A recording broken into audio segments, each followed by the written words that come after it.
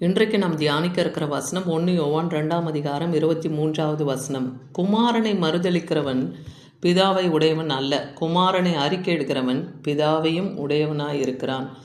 இன்றைக்கி கர்த்தர் நம்மோடு இடைப்படுகிறார்.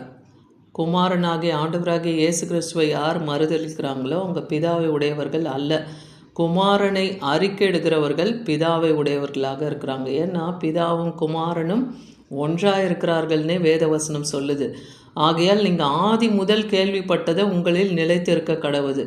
ஏன்னா ஆதியிலே தேவன் வார்த்தையாக இருந்தார் இல்லையா, அவர் மாம்சமாகி தான் ஆண்டவராகிய கிறிஸ்துவாய் நமக்குள்ளே அவர் வெளிப்பட்டார்னு பார்க்குறோம்.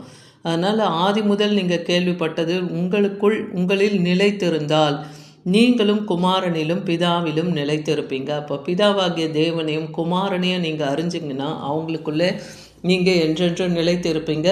பிதா, குமாரன், பரிசுத்தாவி, திரியேக தேவனுடைய வல்லமை உங்களுக்குள்ளே கிரியை செய்யும்.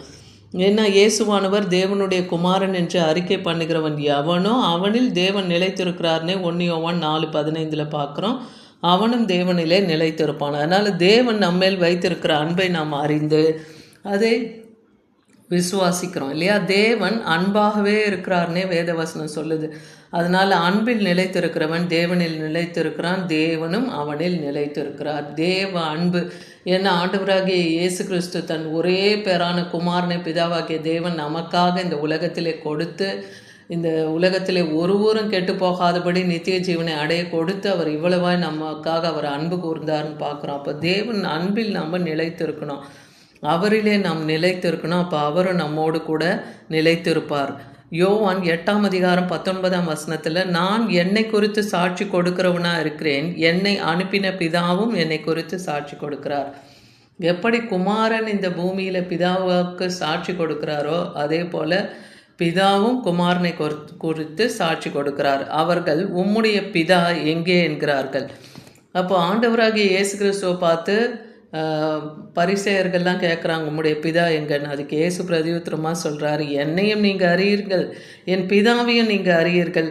என்னை அறிந்தீர்கள் ஆனால் என் பிதாவையும் நீங்கள் அறிவீர்கள்னு சொல்கிறார். ஏன்னா நானும் பிதாவும் ஒன்றாகவே இருக்கிறோம். குமாரனை கனம் பண்ணாதவன் அவரை அனுப்பின பிதாவையும் கனம் பண்ணாது இருக்கிறான்னு யோவான் 5:23 பார்க்குறோம்.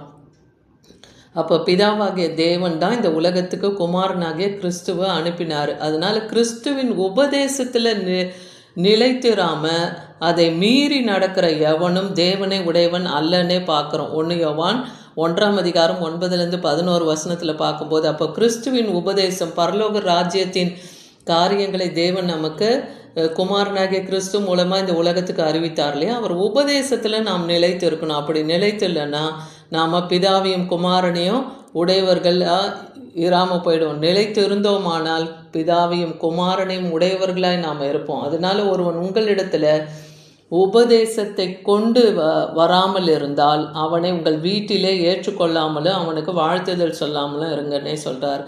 அப்போ இன்றைக்கி சுவிசேஷம் அறிவிக்கிறோம் இல்லையா, தேவ ராஜ்யத்தின் காரியங்களை நாம் அறிவிக்கிறோம், நித்தியத்தை குறித்து சுவிசேஷமாக அறிவிக்கிறோம். அப்படி அறிவிக்காமல் வரவங்களை உங்கள் வீட்டிலே நீங்கள் ஏற்றுக்கொள்ளாதீங்க, அவங்களுக்கு வாழ்த்துதலும் சொல்லாதீங்கன்னு சொல்கிறார்.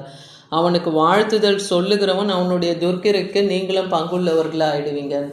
அப்போ யாருக்கு நீங்கள் அப்படி அவங்க குமாரனையும் பிதாவையும் அறியாதவர்களும் அவரை ஏற்றுக்கொள்ளாதவர்களுமா இருக்காங்க, அவங்களுக்கு நீங்கள் வாழ்த்து சொன்னீங்கன்னா அவங்களுடைய துர்க்கிரைக்கு நீங்களும் பங்குள்ளவர்களாக ஆகிடுவீங்கன்னு சொல்கிறார்.